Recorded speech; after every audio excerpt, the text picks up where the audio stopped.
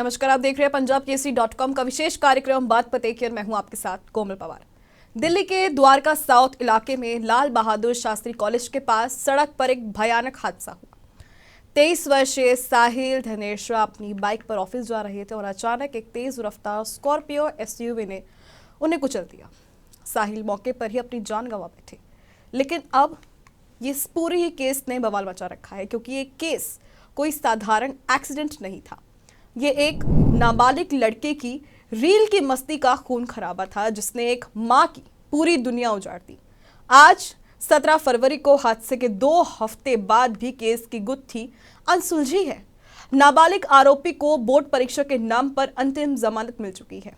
उसके पिता को भी बेल मिल गई है और यहाँ पर पुलिस कह रही है कि जांच चल रही है। लेकिन साहिल की माँ ईना माकन सोशल मीडिया पर रो रो कर न्याय की गुहार लगा रही हैं। वो बार बार पूछ रही हैं कि मेरा बेटा 10 मिनट तक सड़क पर तड़पता रहा, एम्बुलेंस मौजूद थी, फिर भी उसे अस्पताल नहीं ले जाया गया, और रईस जादे की रील ने मेरे बच्चे की जान ले ली। और ऐसे में न्याय कहाँ है?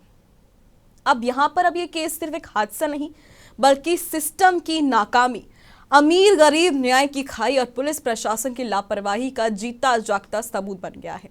कैसे एक नाबालिग बिना लाइसेंस के बार बार ओवर स्पीडिंग करता रहा, उसके वाहन पर 13 चालान होने के बावजूद उसे सड़क पर क्यों घूमने दिया गया, और ट्रैफिक पुलिस कहां सो रही थी, और जब हादसा हो गया तो मेडिकल मदद में आखिर इतनी देरी क्यों हुई?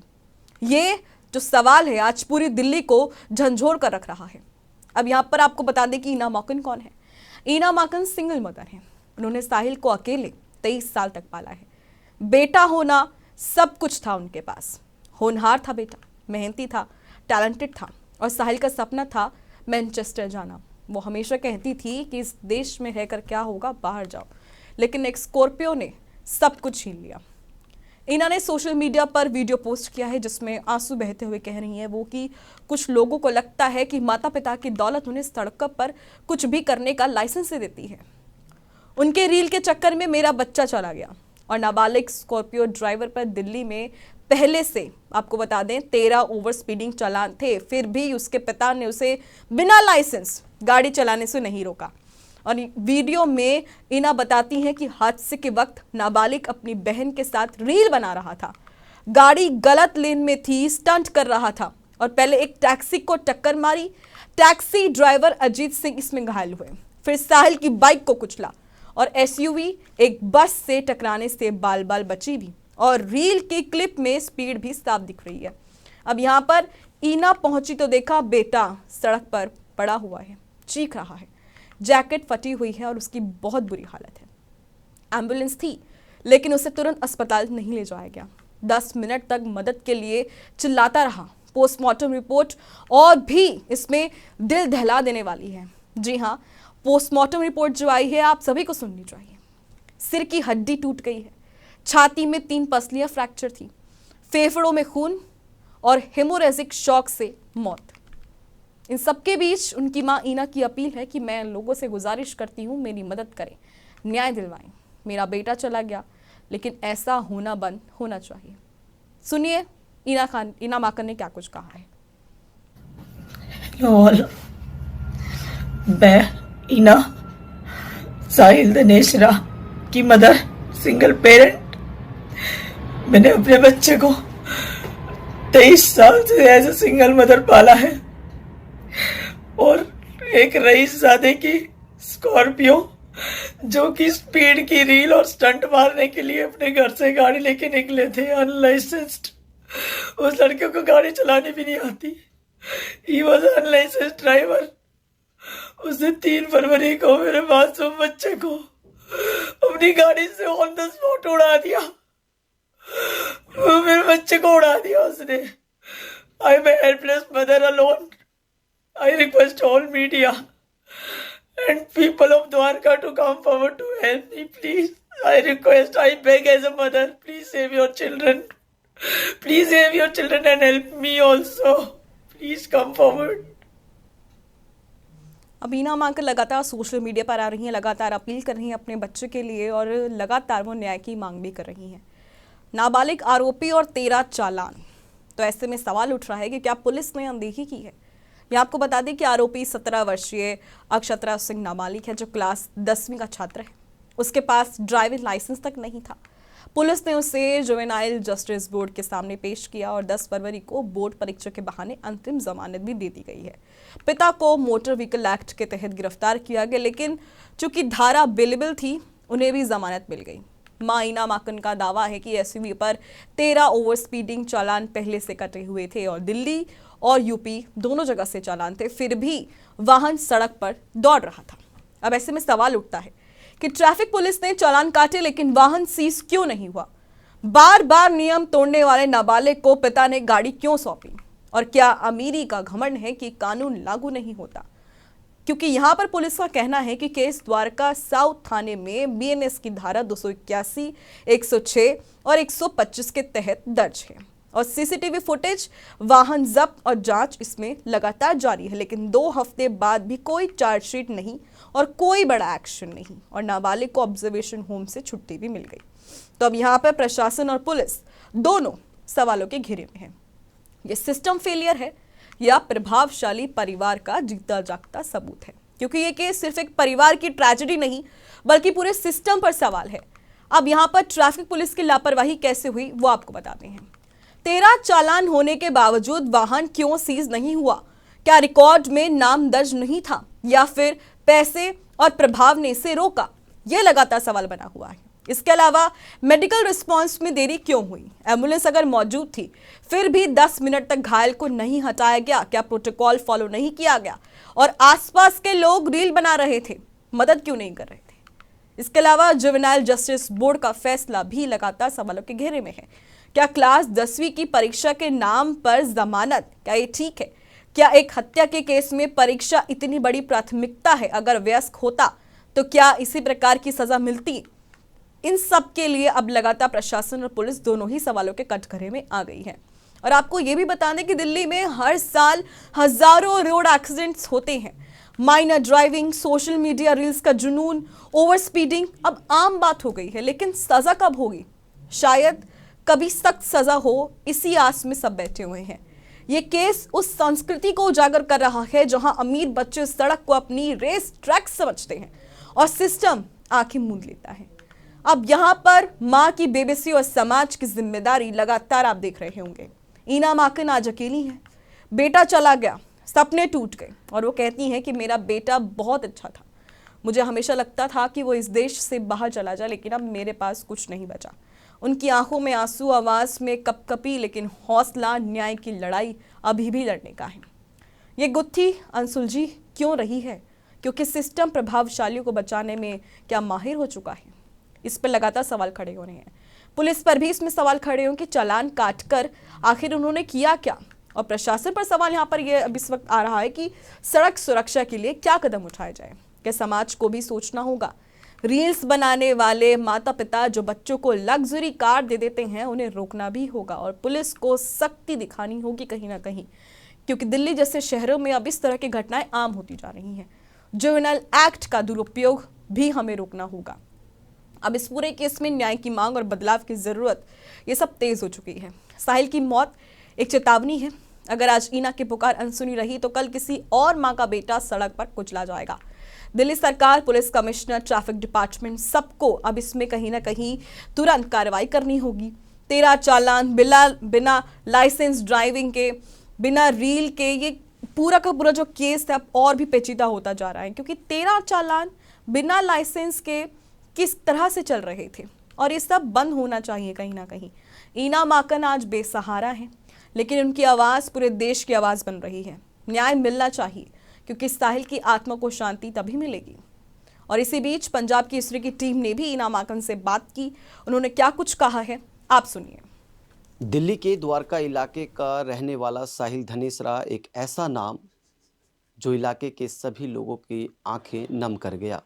वो बीबीए का होनहार स्टूडेंट, वो अपने सपनों को लेकर एक नया उड़ान भरने वाला था, लेकिन किसको पता था कि तेज़ रफ्तार कार उसकी सारे सपने कुचल देगा।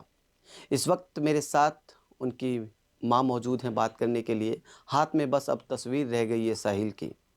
आपको बता दें कि साहिल बीबीए का स्टूडेंट था और बेहद होनहार लड़का था। उसके कई सपने थे, वो अब नई उड़ान भरने वाला था, लेकिन सारे सपनों को एक तेज़ रफ्तार कार ने कुचल दिया। ये मामला बीते दिन के द्वारका इलाके की है। इस वक्त हम बात कर लेते हैं और जानते हैं कि पूरा मामला क्या हुआ था। जी, अपना नाम बता दीजिए। मेरा नाम ईना है। मैम, कब की घटना है ये? क्या हुआ था पूरा वारदात? ये 3 फरवरी मंगलवार का दिन था। मेरा बेटा अपने ऑफिस जा रहा था सुबह। ऑफिस से 2 ही मिनट की दूरी पे था वो। मैं घर पे नहीं थी। मैं जब घर पे आई तो आते ही मैंने बस खाना खाया और मैं अपने बेटे को फ़ोन ही करने वाली थी। इतनी देर में मेरे पास कॉल आता है कि एक लड़का सेक्टर 11 में हमें बाइक मिली है, ऑन द स्पॉट डेड है, और ये रजिस्ट्रेशन नंबर है, ये मोबाइल नंबर है। सेक्टर 11 से एसएचओ ने फ़ोन किया। मैं यहाँ से बिलबिलाती हुई भागी। मैंने उससे पूछा वो लड़का कैसा है देखने में। उसने बोला गोरा है, पतला है। मेरी जान सूख गई। मैं गाड़ी उठा के अपनी सीढ़ियों में से बिलबिलाती हुई पूरे रास्ते मैं भागी वहाँ पे। मैंने जाके देखा तो मेरा बच्चा लावारिसों की तरह 2 घंटे से रोड पे पड़ा था। पब्लिक उसका तमाशा देख रही थी, पुलिस वाले उसका वीडियो बना रहे थे। मेरा बच्चा पता नहीं कब से पड़ा था वहाँ 2 घंटे से। उसको हॉस्पिटल नहीं लेके गए, उसका तमाशा बन रहा था। 2 घंटे से मेरा बच्चा भी रोड पे पड़ा था, उसका तमाशा बना रहे थे, पब्लिक वीडियो बना रही थी। क्या जब आप पहुंचे थे तो आपको बताया गया कि हादसा कैसे हुआ? मुझे कुछ नहीं बताया। मेरे मेरे चिल्लाने के बाद, क्योंकि मैं एक्सेप्ट नहीं कर पा रही थी कि ये साहिल है, तो मैं चिल्ला रही थी वहाँ पे रोड पे। मेरे चिल्लाने के भी 10 मिनट बाद मेरे बच्चे को इतने गंदे तरीके से, जैसे किसी सीमेंट का बोरा उठाते हैं, मेरी आंखों के सामने उसको पुलिस वालों ने इतने गंदे तरीके से उठाया और उसको एम्बुलेंस में डाल के उसको पहले से ही अपने आप से डेड डिक्लेयर कर दिया। मैं हॉस्पिटल उस एम्बुलेंस के साथ गई। मैं वहाँ 5 घंटे चिल्लाती रही, 4 घंटे, कि मेरे को अपने प्राइवेट हॉस्पिटल में ले जाने दो, मेरे बच्चे की बॉडी मुझे दे दो। इन्होंने मुझे गार्ड से बाहर धक्के दिलवा दिए सरकारी हॉस्पिटल में। वहाँ पे कोई मशीनें नहीं है, इंदिरा गांधी में कुछ भी नहीं है। और ये वहाँ पे इन्होंने मेरे बच्चे को अंदर स्ट्रेचर में डाल के, पैकेट में डाल के उसको मुंह बंद कर दिया। मैं बॉडी मांगती रही कि मेरे को एक लास्ट ट्राई करने दो, मेरे को अपने बच्चे को प्राइवेट हॉस्पिटल में ले जाना है। इन्होंने मुझे बॉडी नहीं दी, मेरे को धक्के मार के बाहर निकलवा दिया वहाँ से बाहर निकलवा के। और ये मेरे को झूठ बोल के कि अच्छा अच्छा ठीक है, हम ले जा रहे हैं। उसको मोर्चरी में ले गए। वहाँ ये मैं बोलती नहीं, मेरे बच्चे को मेरे को गले से लगा रहे, तो मेरे बच्चे को चोट लग गई। वो मम्मी मम्मी कर रहा होगा, उसकी आत्मा तड़प रही होगी। इन्होंने मेरे बच्चे को गले से भी नहीं लगा रही थी। 5 घंटे में अपने बच्चे को गले से लगाने के लिए तड़पती रही। इन्होंने मेरे बच्चे को हाथ भी नहीं लगाने दिया मुझे।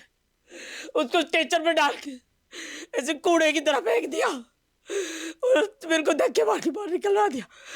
वहां से मोर्चरी में ले गए, मोर्चरी में ले जाके बंद कर दिया उसको। आपके जब लास्ट टाइम बात हुई होगी पुलिस कर्मियों से, तो पूरा इंसिडेंट आपको बताया होगा कि कैसे हुआ था? कुछ वो नहीं किस बताया। गाड़ी ने हिट किया? कुछ नहीं बताया। मैं कुछ नहीं पूछा मैंने। बस मैंने वहां पे गाड़ी खड़ी हुई देखी थी। गाड़ी दोनों खड़ी हुई देखी थी। मैंने किसी से कुछ नहीं पूछा। मेरे को पता चला कि एक स्कॉर्पियो वाले ने मारा। मैं तो अपने बच्चे को गले से लगाने के लिए भीख मांगती रही। वो स्कॉर्पियो वाला कौन था, पता लग पाया कुछ? हाँ, मुझे पता चला है। वो स्कॉर्पियो वाला वहीं पे एमके रेजिडेंसी में रहता है, सेक्टर 11 में। और उसने पहले भी सोसाइटी में खड़ी गाड़ियों में मारा, ऐसा सुनने में आया है। क्या वो स्कॉर्पियो वाला की तेज गति में था? रफ्तार क्या होगी उसकी? हाँ, वो बहुत स्पीड में था, ओवर स्पीडिंग में था वो। वहाँ के गार्ड्स भी भागे, उन्होंने सबने बताया कि वो गाड़ी बहुत रैश ड्राइव कर रहा था। और वो स्टंट मारने के लिए, रील्स बनाने के लिए निकले थे। जिस तरह की चीज़ें आई हैं हमारे पास, हमें पता चल रहा है वो कितने लोग उस टाइम गाड़ी में सवार होंगे जिन्होंने हिट किया? मुझे नहीं पता, लेकिन वो और उसकी बहन थे। क्योंकि उसकी बहन जो है साथ में बैठी हुई है, और वो पब्लिक ने जब उनको पकड़ लिया तो वो उनसे बहस भी कर रही है कि क्या बोल रहे हो। ऐसे बदतमीजी से उनको जरा सा भी एहसास नहीं है कि उन्होंने क्या कर दिया है। दोनों बदतमीजी कर रहे हैं उल्टा। वो भाग रहे थे। हमें इंस्टीट्यूट से पता चला है कि वहाँ पे जो स्टूडेंट्स और जो गार्ड थे उन्होंने उनको भागते हुए पकड़ा है और वापस भेजा है पब्लिक के पास। वो वहाँ से उन बच्चे को मार के भाग रहे थे वो दोनों। तो वहाँ पे जो गेट पे स्टूडेंट्स और गार्ड्स हैं वो उनको पकड़ के वापस लेके आए उधर। उन्होंने एक कैब ड्राइवर को भी मारा है। इस पूरे मामले को लेकर पुलिस ने एफआईआर दर्ज कर ली। एफआईआर जो जब हम अगले दिन, मैं नहीं जा पाई थी क्योंकि मैं तो अपने बच्चे का वेट कर रही थी बॉडी के आने का। तो मेरी फैमिली से जो भी एफआईआर लेने पहुंचे थे, हमारी कोई स्टेटमेंट नहीं ली गई, हमसे कुछ नहीं पूछा गया एफआईआर के लिए। वो जो आईओ था उसने मेरे बच्चे का जो आधार और जो पैन लिया था वहाँ पे मॉर्चरी में देने के लिए और हॉस्पिटल में स्लिप बनाने के लिए, उसमें से अपने आप डिटेल भर दी थी। तो हमें कुछ भी नहीं पता कि कब एफआईआर हुई, उसमें क्या लिखा है क्या नहीं लिखा। अगले दिन ये मेरे फैमिली से जो भी रिलेटिव लेके आए थे, और मैंने तो बहुत 3-4 दिन बाद शांति पाठ होने के बाद एफआईआर देखी थी, उससे पहले मैंने एफआईआर भी नहीं देखी। पुलिस की तरफ से क्या कुछ कहना है? अभी तक मेरे पास कोई रिपोर्ट नहीं आई है पुलिस की तरफ से। मैं पर्सनली अभी 3 दिन पहले मिलने गई थी, तो बोलते हैं कि हम देखते हैं। एसीपी और डीसीपी से मैं मिली थी, तो उन्होंने बोला कि हमारी तरफ से सब फेयर होगा, बस इतना ही बोला है। उनके पास कुछ नहीं है बोलने के लिए। साहिल क्या कुछ करता था स्टडी के मामले में और आगे क्या उसकी प्लानिंग थी? मेरा बेटा अब्रॉड जाने वाला था। मैं दिन गिन रही थी, बेटा तू यहाँ से इस गंदी कंट्री में मत रही हो, यहाँ पे ना लोगों की लाइफ की कोई कीमत नहीं है। वो बात सच हो गई। मैंने उसको बचपन से उसके दिमाग में फीड किया था, बेटा तू मेरी तरह यहाँ पे एडिया मत घिसियो अपनी। मैंने तेरे को इसीलिए अच्छी पढ़ाई लिखाई करवाई है कि तू ना इस कंट्री में मत रही हो, नहीं तो तू भी बुढ़ापे तक यहाँ पे घिसता रहेगा। तू यहाँ से चला जाइयो। वो पूरी कोशिश कर रहा था, रात दिन बहुत मेहनत कर रहा था। मेरे साथ नहीं रहता था, वो ज़्यादातर अपने दोस्तों के साथ सारी बातें शेयर करता था, उनके साथ मिलके बहुत मेहनत कर रहा था। कल ही हमने अपने बच्चे का हवन किया है, और हवन करते ही मेरे बच्चे का वो ऑफर लेटर रिसीव हो गया हमें, जिसमें मैनचेस्टर से उसको कॉल आई है बाहर जाने के लिए। कुछ ही महीने रह गए थे, हम वेट कर रहे थे कि उसका ये लास्ट सेमेस्टर के एग्ज़ाम हो जाए। इसीलिए बोलता था मम्मी मेरा लास्ट सेमेस्टर है, अब ना मैं पढ़ाई करूँगा, मैं ध्यान से पढ़ाई करूँगा, मेरे लास्ट सेमेस्टर है। वो जाने वाला था बाहर, जाने वाला था। आपकी लास्ट बात साहिल से क्या कुछ हुई होगी? मेरी उसी सुबह बात हुई थी 11:30 के आसपास, शायद 11:15 या 11:30 में, मेरे को टाइम याद नहीं है। लेकिन मैं कनॉट प्लेस पे थी। मैंने उसको फ़ोन किया था किसी काम के लिए कि किसी को कोई कागज़ देना था, तो मैंने कहा तो उससे बात करके उसको वो कागज़ दे दियो। तो कहता हाँ मम्मी मेरी बात हो गई है, मैं कल, उन्होंने मेरे को कल बुलाया है, वो कल आएंगे द्वारका सेक्टर 10 में, वहाँ पे देना है उनको कागज़। मैंने कहा ठीक है। बस मेरी यही लास्ट बात हुई है मेरे बच्चे से। अब आप क्या चाहते हैं, क्या लगता है आपको साहिल को कैसे इंसाफ मिल सकता है? नहीं, मेरे को इंसाफ चाहिए। मेरे बच्चा, मेरे पास एक ही बच्चा था, वो मेरी पूरी दुनिया था। हमारी दोनों फैमिली, एक ही बच्चा है हमारे पूरे खानदानों में दोनों तरफ। मैं 44 हो गई, मैं 23 साल से उस बच्चे को अकेला पाल रही हूँ। मैंने अकेले पाला उस बच्चे को। अब उस पेड़ पे फल लगने वाले थे जिसमें मैंने रोज पानी डाला, उससे पहले मेरे बच्चे को उड़ा दिया, उसके सपने उड़ा दिए, मेरे बच्चे को उड़ा दिया, मेरे बच्चे को उड़ा दिया। उसको न्याय मिलना चाहिए। ऐसी कोई भी किसी के बच्चे को मार के घर चला जाए, नहीं, ये नहीं होना चाहिए। किसी भी माँ के साथ ऐसा नहीं होना चाहिए। इतनी गंदी तरह से अपने बच्चे की मौत कोई दुश्मन की माँ भी ना देखे कभी। उसको 50 लोगों ने बताया वहां पे कि वो हिट होने के बाद 50 फुट ऊपर तक जाके नीचे गिरा है मेरा बच्चा। इतनी बुरी तरह लावारिस की तरह 2 घंटे रोड पे पड़ा रहा वो। 2 घंटे मेरा बच्चा लावारिस की तरह पड़ा रहा। उसको न्याय मिलना चाहिए। साहिल इसी कमरे में रहता था? ये साहिल का कमरा है, ये उसी का बेड है। आप देखो ऊपर, देखो, देखो मेरा बच्चा कितना एम्बिशियस था। वो देखो उसके पोस्ट, वो रोनाल्डो को फॉलो करता था। एक बार तस्वीर दिखा दीजिए। देखिए साहिल इसी कमरे में रहता था, ये मेरा अपने बेटा। सपनों को संजोग के रखा हुआ था और वो एक नई उड़ान भरने वाला था। उसकी ज़िंदगी की नई पीढ़ी अब शुरू हुई होती, वो नए सीढ़ी पे चढ़ने वाला था। ये जो कमरा देख रहे हैं आप, कमरा ज़रूर छोटा होगा लेकिन सपने साहिल के बड़े थे, क्योंकि बड़े सपनों के साथ साहिल दीवारों पे अपने सपनों को संजोगता था, लिखता था और वो अपने एम्बियंस को इसी बंद कमरों में रखता था कि एक दिन वो आएगा और उसके बाद वो अपने घर वालों का सपना साकार कर पाएगा। लेकिन किसको पता था कि साहिल का सपना कुचलने वाला वो तेज रफ्तार मनुष्य कार, जिसने साहिल को तो इस दुनिया से उड़ा ही दिया, उसके सपनों को भी कुचल दिया। अब माँ का रो रो कर बुरा हाल है, माँ इंसाफ की गुहार लगा रही है। साहिल अब बस तस्वीर में रह गया है। अब देखना होगा कि आखिरकार क्या साहिल को इंसाफ मिल पाएगा। उद्धार का वीडियो मानो। जर्नलिस्ट अपने मनीष के बच्चों साथ को बचा लो। पंजाब केसरी.com अपने बच्चों दिल्ली। को बचा लो।